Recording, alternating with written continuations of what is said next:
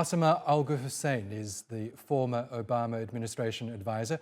She joins us now from Washington, D.C. Good to have you with us, Bassima. Firstly, we know that Iowa is experiencing an unseasonable cold snap. A lot of people are saying that those weather conditions could affect the outcome of the Iowa caucuses. But whoever wins, or however way the vote goes, Donald Trump is still the prohibitive favorite to win the nomination at this early stage. Are you surprised that he's still garnering so much support and popularity among the Republicans, even though he's facing a myriad of legal problems? I'm not surprised because Trump, as we know, faced a lot of scandals the first time he ran, and he continued to face a lot of scandals throughout his presidency and still maintained a pretty solid favorability rating among the core constituencies that make up the Republican body. So I think this is pretty consistent with what we've seen thus far. Now let's look at Iowa itself. We know as the first cab of the ranks, so to speak, a lot of eyes will be on this particular Republican race.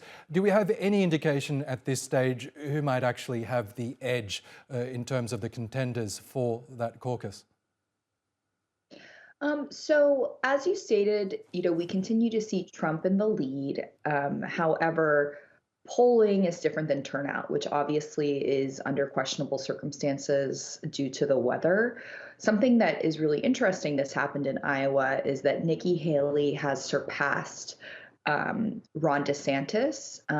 And so it will be very interesting to see if Nikki Haley is able to surpass Trump. And if she's not, how closely she would come into second place. Because when we look at the New Hampshire polls, we see that she and Trump are neck and neck. And so, really, I think what the standout here is what is worth watching is the momentum behind Nikki Haley and if it continues to grow.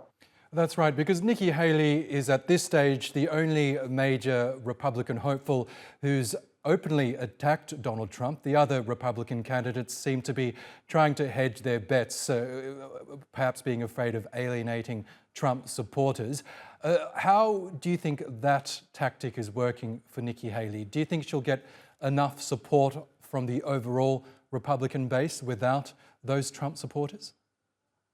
So this is very interesting because the first time that Donald Trump won, he was really able to affect Republican turnout by mobilizing the far right wing sectors of the Republican Party. So he not only secured the base by kind of touting traditional Republican pro economy, pro business policies, but he was able to get the fringes out. Nikki Haley really poses a very serious threat to Donald Trump because, for a number of other reasons, she is able to really excite not only the base, but other people who might turn out less in general elections. So, of course, she would be a historic candidate because she is a woman.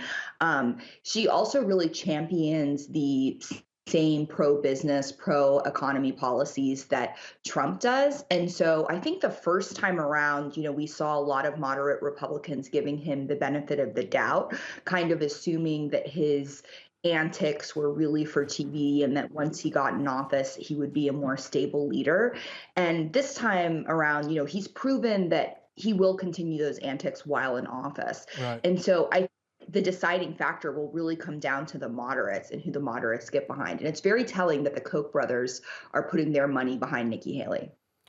Okay, let's see how this Iowa contest pans out. Bassima, thank you so much for joining us on TRT World.